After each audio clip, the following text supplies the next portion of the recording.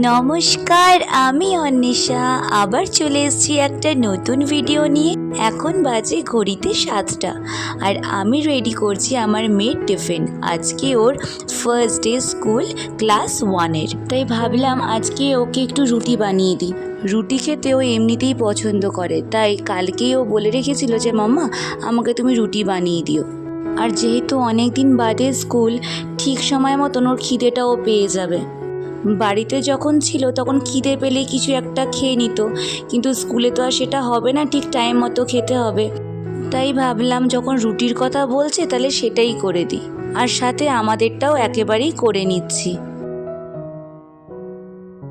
আজকে হঠাৎ মনে হলো তোমাদের সাথে আমার কিছু কথা শেয়ার করব। আমার আগের একটা ভ্লগে, মানে যখন প্রথম দিকে একদম ভ্লগটা বানানো স্টার্ট করেছিলাম, তখন তোমাদের বলেছিলাম যে আমি মাস্টার ডিগ্রি পড়তে পড়তে আমার বিয়ে হয়ে যায়, আর সাথে আমি একটা স্কুলে চাকরিও করতাম। কিন্তু সেই চাকরিটা আমার ছাড়তে হয়, কারণ মাস্টার ডিগ্রির জন্য স্কুল থেকে সেরকমভাবে আমি ছুটি পাচ্ছিলাম না। আর যেহেতু আমি MCA করছিলাম তখন প্রচুর পড়া থাকতো, আমি কিছুভাবে স্কুল আর আমার নিজের পড়াশোনা ম্যানেজই করতে পারছিলাম না। সেটাও একটা কারণ। আর আরেকটা কারণ হলো আমার তখন বিয়ে ঠিক হয়ে গেছিলো, আর সেখান থেকে চাকরি করতে যাওয়াটা প্রায় অসম্ভবই বলতে গেলে, কারণ স্কুল টাইমিং ছিল 6:30 থেকে। তাই বাধ্য হয়ে চাকরিটা আমার ছাড়তেই হয়। কিন্তু আমার সব সময়ের জন্য ইচ্ছে ছিল যে স্কুল টিচার হওয়া, কিন্তু বিয়ে হওয়ার পরে চাকরির কথা আর ভাবার সময়ই পাইনি, কারণ একার সংসার, আর তারপরেই আমার মেয়ে হয়ে গেল, আর তারপরে বলতে গেলে করোনা। সব কিছু নিয়েই ওই স্বপ্ন দেখাটাই আমি বন্ধ করে দিয়েছিলাম। কিন্তু এত বছর পর হঠাৎ করে কেন কি জানি মনে হলো যে নিজের জন্য কিছু করা উচিত, তাই আমি বিএডে ভর্তি হলাম। এই ভর্তি হওয়ার পেছনেও একটা বড় গল্প আছে। আমি যে ম্যাথস টিচারের কাছে পড়তাম গ্র্যাজুয়েশনের সময়, ওনার সাথে আমার প্রায় কথা হয়, আর উনি আমাকে পড়াশুনোর অনেক কিছু ব্যাপারে অনেক হেল্প করেছেন।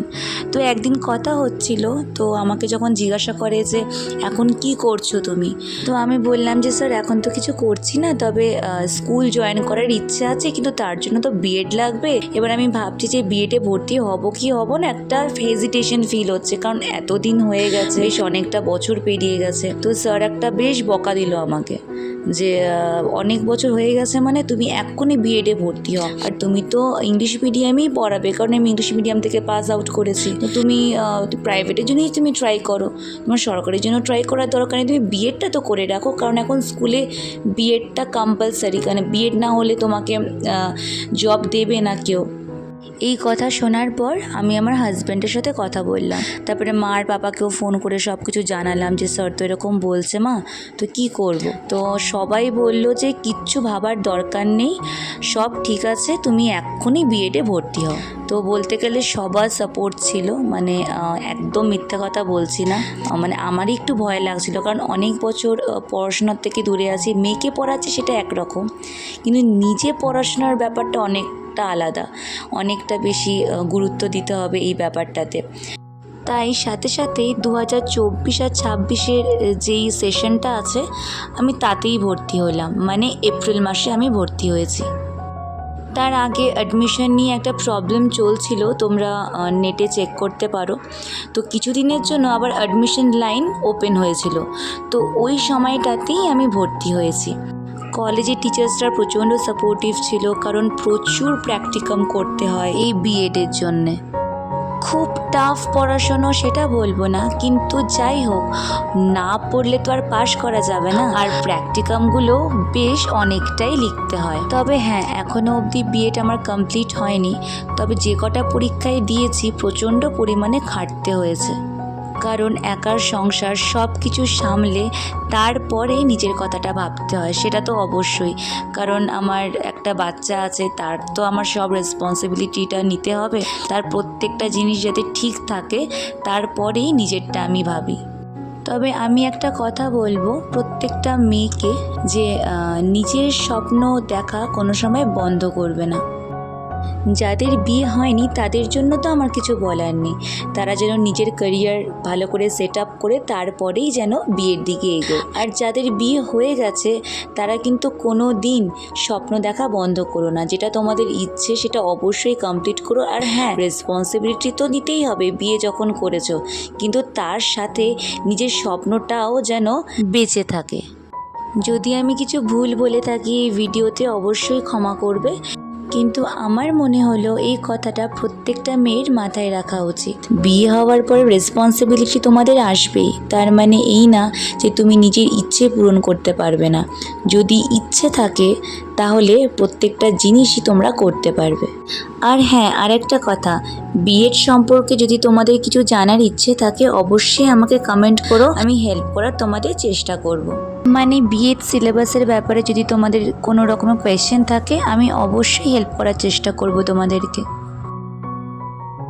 আর এখন দেখো আমার মেয়ে স্কুলের জন্য একদম রেডি, আর কি এক্সাইটেড দেখো, নতুন জামা সব কিছু নতুন পরে আজকে স্কুলে যাবে। যদিও আমারও এই ফিলিংটা হতো ছোটোবেলা যখন নতুন ক্লাসে উঠতাম, আর এখন তো ওর আজকে নতুন ড্রেস একদম, এই জন্য ওর আরও বেশি আনন্দ লাগছে।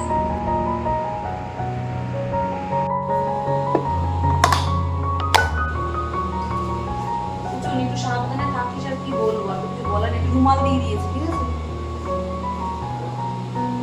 আজকে কি ভারী হয়েছে ব্যাগ, আজকে ব্যাপার ব্যাগ প্রচন্ড ভারী, তুই সাবধানে নিয়ে দেখ তো পারিস নাকি দিয়ে, আর প্রচন্ড ভারী হয়েছে ব্যাগটা, কিছুটা তো নিয়ে যেতে হবে তোকে স্কুলে। কষ্ট হচ্ছে? বলো টাটা। আজকে থেকে নতুন আবার স্কুলে যাবে, তাই দাদার কাছ থেকে আবার সেই ওর 10 টাকা নিতে এসেছে। শুধু একটাই খারাপ এই ড্রেসে, সেটা হচ্ছে সাদা রঙের। এত যে ময়লা হবে না আর কতবার যে কাচতে হবে সেটাই শুধু ভাবছি। আজকে গিয়ে স্কুলে প্রচুর ভিড় দেখব, কারণ গেলবার যখন আমি আমার মেয়েকে এখানে ভর্তি করিয়েছিলাম প্রচুর গার্জেন এসেছিল, কারণ নতুন অ্যাডমিশন অনেকে নিয়েছে, তো সেরকম এবারও তাই হবে।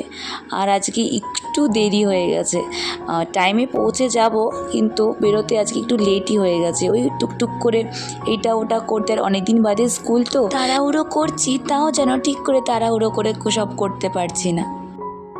এই যে পৌঁছে গেছি স্কুলে, এবার দেখি ভেতরে, এই যে বললাম না প্রচুর ভিড় হবে, কারণ এই বছরও নতুন অনেকে অ্যাডমিশন নিয়েছে। আর তাছাড়াও যেহেতু অনেকদিন বাদে স্কুল খুলেছে, জুনিয়র ক্লাসের অনেক মারা এখানে বসে থেকে বাচ্চাদের নিয়ে যায়। আমিও প্রথমে 1 দিন 2 দিন ওরকম করেছিলাম, তারপরে বাড়ি চলে গেছি। এই যে আমার মেয়ে স্কুলে এখন ঢুকে গেছে। আমার এখনও, আমি প্রথমবার ক্লাস 1-এ উঠে স্কুলে গেছি পুরোটা আমার যেন মনে আছে। মাঝে মাঝে মনে হয় এই তো সেদিনই ক্লাস 1-এ পড়তাম, হঠাৎ করে বিয়ে হয়ে আবার আমার একটা মেয়েও হয়ে গেল। সত্যি অবাক লাগে। আর এই যে বাড়ি চলে এসে আবার প্রত্যেক দিনের কাজ, এখন একটু বসিয়েছি মাছের ঝোল, তবে আজকে মাংসও করব। মাংস করার কারণ হলো একটা নতুন রেসিপি দেখেছি, ভাবছি আজকেই ট্রাই করব। আমি আবার নতুন কোনো রেসিপি দেখলে বেশিক্ষণ ওয়েট করতে পারি না, মানে বাড়িতে যদি জিনিস থাকে তাহলে আমি সেদিনই করব। তাই আমি বললাম যে মাছও করব মাংসও করব, আর যদি টুকটাক একটু ডাল ভাজা যদি করি সেটা তো আছেই। এখন আমি করছি শিঙি মাছ। শিঙি মাছ থাকলে 1 থালা ভাত আমার খাওয়া হয়ে যায়, কিন্তু আমার মনে হলো ওই আইটেমটাও করা উচিত, কারণ বাড়িতে যখন মাংস আছে আমি আর দেরি করতে পারছি না।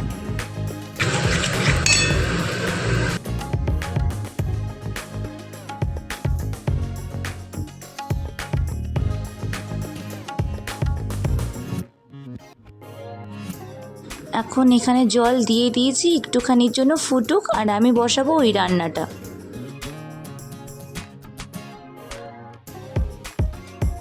এই রান্নার রেসিপিটা তোমাদের সাথে আজকে আর শেয়ার করলাম না, আগে নিজে খেয়ে দেখি কীরকম হয়েছে, তারপরেই সুন্দর করে একদিন রান্নাটা তোমাদের করে দেখাবো। আজকে এটা করেছি চিকেন মশালা, এটাও যদিও আমি সোশ্যাল মিডিয়াতেই দেখেছিলাম করতে, তো আজকে মনে হলো একটু অন্যরকম করে করার চেষ্টা করি, তাই যদি ভালো হয় খেতে তাহলে অবশ্যই একদিন তোমাদের সাথে শেয়ার করব।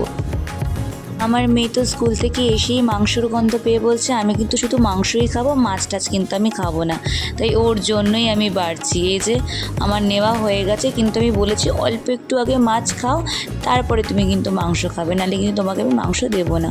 তবে তোমরা অবশ্যই কমেন্ট করো দেখতে কীরকম লাগছে।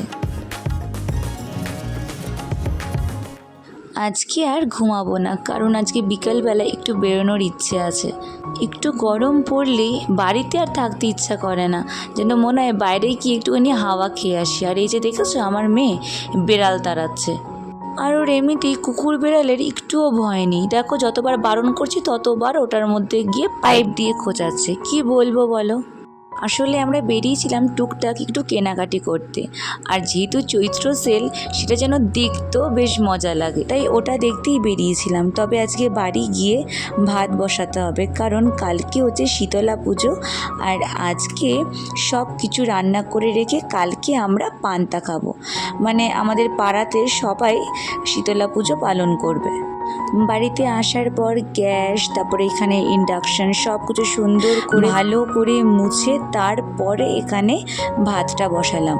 তার সাথে করব ডালের বড়া, আলু ভাজা, আর দেখি কী করি, একটু আলু সেদ্ধ করে রাখারও ইচ্ছে আছে।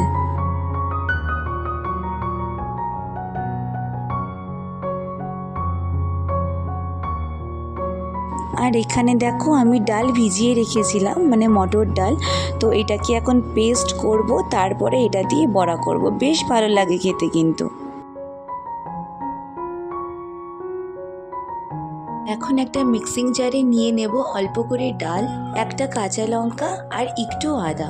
আদা আমি আগে কোনো সময় দিইনি, কিন্তু আজকে ভাবছি দুটো আদা দেব, আর একটু কালো জিরে দিলাম, আর আজকে সামান্য একটু হিংও দেবো।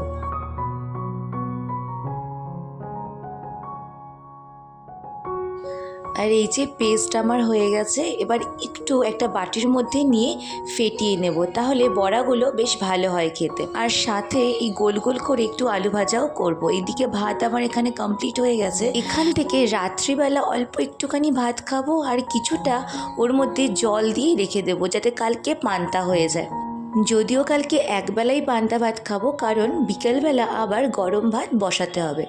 এখন আমি বড়াগুলো ভেজে নিচ্ছি। গরম গরম বড়া খেতে যে কী ভালো লাগে, কিন্তু কালকে খেতে হবে, আর কালকে গরমও করতে পারবো না। তবে পান্তা ভাতের সাথে খারাপ লাগে না খেতে। তবে এমনি সময় পান্তা ভাত খেতে আরও বেশি ভালো লাগে, কারণ তখন পেঁয়াজ থাকে, আর বড়াগুলো তখন গরমই ভেজে নিই।